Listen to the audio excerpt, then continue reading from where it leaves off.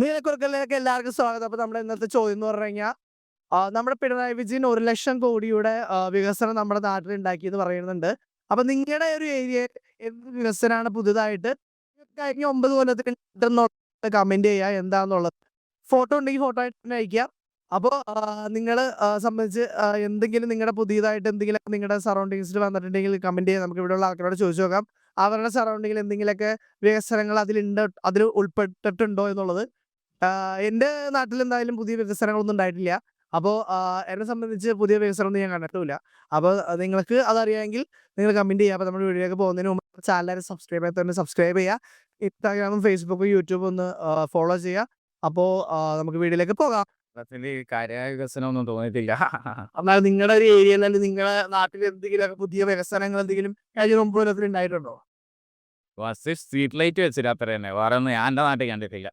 റോഡോ അല്ലെങ്കിൽ പാലമോ എന്തെങ്കിലും 1,00,000 കോടി നമുക്ക് വേണ്ടി കഴിഞ്ഞ 9 വർഷത്തിൽ ചെലവാക്കി. ആക്ച്വലി കണ്ണൂരുകാരനാണ്.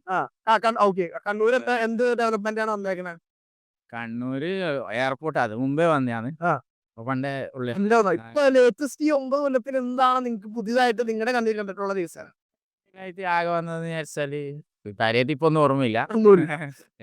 ഒരു പാലം എൻ്റെ നാട്ടിലിപ്പോ ഒരു പാലം വന്നിട്ടുണ്ട്. സ്ട്രീറ്റ് ലൈറ്റ് അങ്ങനത്തെ സൗകര്യമായിരുന്നു തോന്നുന്നു. എൻ്റെ ഏരിയയിൽ ഇപ്പോൾ ഗവൺമെന്റിന്റെ പേരിൽ ഒരു വികസനം ഞാൻ കണ്ടിട്ടില്ല. പിന്നെ ഈ കേൾക്കണതൊക്കെ പറയണതല്ലാതെ പഴയ നേരത്തെ ഉണ്ടായിരുന്ന സർക്കാർ ചെയ്ത് വെച്ചതിന്റെ ബാക്കിയൊക്കെ നീനൊക്കെ ചെയ്തിട്ടുണ്ടാകത്തുള്ളൂ. ഇത് നമ്മുടെ ഏരിയയിലൊന്നും ഇല്ല. നിങ്ങളുടെ ഏരിയയിലൊന്നും കേട്ടില്ല? ഐ മീൻ നിങ്ങൾ എവിടെ യാത്ര ചെയ്യുമ്പോഴോ അല്ലെങ്കിൽ നമ്മുടെ ഈ 9 കൊല്ലത്തില് ഉണ്ടാവുമായിരിക്കും. ഇപ്പൊ 9 കൊല്ലം കൊണ്ട് ഉണ്ടാവാതിരിക്കും ഒരു സർക്കാരിന്റെ കീഴിൽ. ഒരു ചേട്ടനാണ് പറയുന്നത്. ഇപ്പൊ കണക്കവര് പറഞ്ഞല്ലോ, ഇപ്പൊ അവിടുന്ന് ഞാനിപ്പോ നടന്നു വന്ന ദൂരത്തില് ഒരു ഫ്ലെക്സ് വെച്ചിരിക്കുന്നത്. അതെ, എന്ത് ഫ്ലെക്സ്? സൂപ്പർ സ്പെഷ്യാലിറ്റി ഹോസ്പിറ്റലാക്കി എന്ന് പറഞ്ഞുകൊണ്ട് ഒരു 5 മീറ്റർ വീതിയിൽ ഇതൊക്കെ ഗവൺമെന്റിന്റെ മണമല്ലേ ഈ ചെലവാക്കണത്? അതോ ആ വക കാര്യങ്ങളാണ് എല്ലാവരും ശ്രദ്ധിക്കേണ്ടത്, സർക്കാരിന്റെ കാശ് ചെലവാക്കണത്. മെയിനായിട്ട് നമ്മളിപ്പോൾ പറയുന്നത് ഹൈവേയുടെ നാഷണൽ ഒരു ഉണ്ട്. പിന്നെ മെയിനായിട്ട് ഇപ്പോൾ നിങ്ങളുടെ ഏരിയയിൽ വല്ല പാലോ അല്ലെങ്കിൽ വല്ല റോഡ് നന്നാക്കലോ അല്ലെങ്കിൽ എന്തെങ്കിലും പുതിയതായിട്ട് വല്ല ബസ് സ്റ്റോപ്പ് എന്തെങ്കിലുമൊക്കെ നിങ്ങളുടെ ആ ഒരു നാട്ടിൽ നിങ്ങളുടെ വീടിന്റെ അടുത്ത് എന്തെങ്കിലും? പൊതുമരാമത്തിന്റെ കാര്യത്തിൽ ഇച്ചിരി പിറകോട്ടാണ്. അത്ര പറയത്തില്ല. അങ്ങനെ പുതിയൊരു സംഭവമായിട്ടൊന്നും അങ്ങനെ നമ്മളോട് തോന്നിയിട്ടില്ല. ഒരു കണ്ടിട്ടില്ല. മെഡിക്കൽ കോളേജ് ഇതൊക്കെ അത് പഴയതുപോലെ തന്നെ. വികസനം ഞാൻ കണ്ടിട്ടില്ല. ചേട്ടൻ യാത്ര ചെയ്ത സ്ഥലത്ത് വല്ല വികസനവും ചേട്ടൻ കണ്ടിട്ടുണ്ടോ? ഇതുവരെ കണ്ടിട്ടില്ല. ഇതുവരെ കണ്ടിട്ടില്ല. അപ്പൊ ഈ 1,00,000 കോടി വികസനം എന്തായിരിക്കും?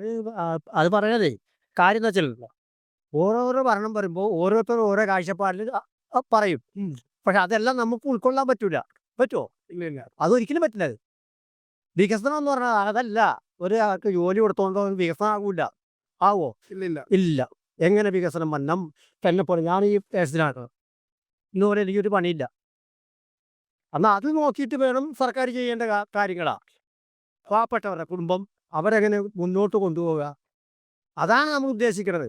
അല്ലാണ്ട് വികസനം എന്ന് പറഞ്ഞിട്ട് എന്ത് വികസനം? കുറെ ബിൽഡിങ് കെട്ടിയിട്ടോ കുറെ ആൾക്കാർക്ക് ജോലി കൊടുത്താൽ അതൊന്നും വികസനം ആവില്ല. അതൊക്കെ തന്നെ പോരായ്മ എല്ലാ പാർട്ടിയിലും ഉണ്ടാവും. നമ്മുടെ മെട്രോ ലേറ്റസ്റ്റ് ഒരു വികസനമായിട്ട് വന്നേക്കുന്ന സംഭവം ഉമ്മൻചാണ്ടി സർക്കാർ ആളുകൾക്ക് ജോലി കിട്ടിയല്ലോ. ജോലി അത് ഉറപ്പുള്ള കേസല്ലേ? ഇങ്ങനെ വികസനം പറയുമ്പോൾ ഉറപ്പുള്ള കേസാ. അത് നമ്മൾ ഒറ്റയ്ക്ക് ചെയ്യണല്ല. അത് ഒറ്റയ്ക്ക് ചെയ്യണം. അല്ലല്ല, അത് മൊത്തത്തിലൊരു കൂട്ടായ്മ നമ്മുടെ ഗവൺമെന്റ് മൊത്തത്തിൽ ചെയ്യണേ. അത് ഡൽഹി ഗവൺമെന്റ്. ഇപ്പൊ BJP ആരും ആര് ഭരിച്ചു അവരും സഹായിക്കുന്നുണ്ട്. ഇല്ല നമുക്ക് പറയാൻ പറ്റില്ല. സഹായം വരുന്നുണ്ടാവും. പിന്നെ ഒരുപാട് സർക്കാരല്ലേ. അതുകൊണ്ടാണ് ഇപ്പൊ ഈ മെട്രോ ബസ് വന്നത്. നമ്മുടെ കാശല്ലാതെ ആണോ? നമ്മുടെ കാശാണ്. നമ്മുടെ മാത്രമല്ല. അങ്ങനെ പല കോണി കൂടി വന്ന പൈസയാണ് നമ്മൾ ഈ കാണുന്നത്. അല്ലാണ്ട് ഒരാൾക്ക് ചെയ്യാൻ പറ്റുമോ? ഒരു സർക്കാരിന് ചെയ്യാൻ പറ്റിയ കാര്യമാണോ? അത് അല്ല, ഒരിക്കലും നടക്കും. അപ്പൊ പല ഭാഗത്തു നിന്നുള്ള കൂട്ടായ്മ കൊണ്ടാണ് ഇതിപ്പോ ഇത് ഭരണം മാറുന്ന ആഗ്രഹിക്കുന്നുണ്ടോ? ഭരണം മാറണം ആഗ്രഹിക്കും. എന്ത് വികസനം? പുതിയതായിട്ട് എന്തെങ്കിലും ചേട്ടന്റെ ഏരിയയിൽ എന്തെങ്കിലും വന്നിട്ടുണ്ടോ?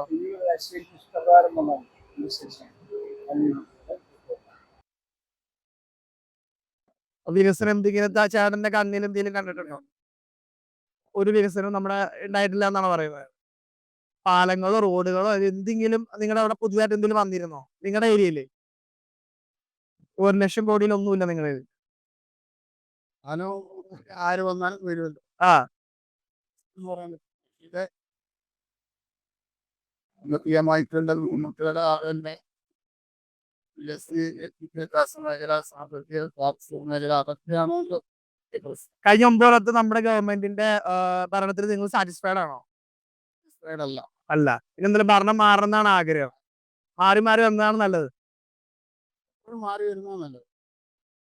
ആ ഒരു കാര്യം ചോദിച്ചേ, തമിഴ്നാടുണ്ടോ അറിയാമല്ലോ. ഓക്കെ. എന്നാലും കേരളത്തിൽ വല്ല വികസനവും ചേട്ടൻ കണ്ടിരുന്നോ? നല്ല മക്കള്, നല്ല നല്ല കുടുംബം, നല്ല ചിന്തക്കാരിക്കും നമ്മൾ കാലിയാറാണ്. വളരെ സന്തോഷമായിട്ട്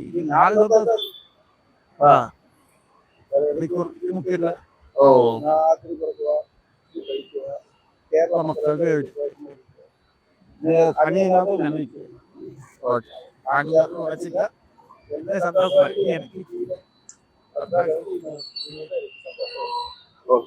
താങ്ക് യു.